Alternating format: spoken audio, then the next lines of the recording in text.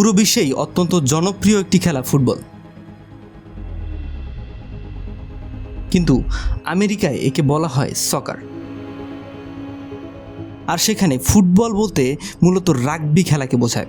কথা হচ্ছে একই খেলার কেন এই আলাদা আলাদা নাম? ফুটবল মানেই যে শুধু পা দিয়েই খেলতে হবে তা কিন্তু না।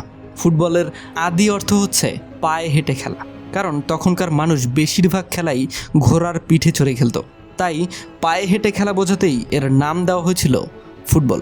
1600 থেকে 1700 শতকে সবাই নিজেদের মতো করে ফুটবল খেলত। কোনো নির্দিষ্ট নিয়ম ছিল না।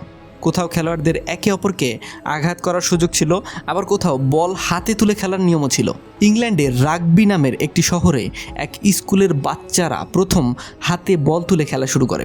এটা এতই জনপ্রিয় হয়ে ওঠে যে এই খেলার নামই হয়ে যায় এই শহরের নামে, রাগবি।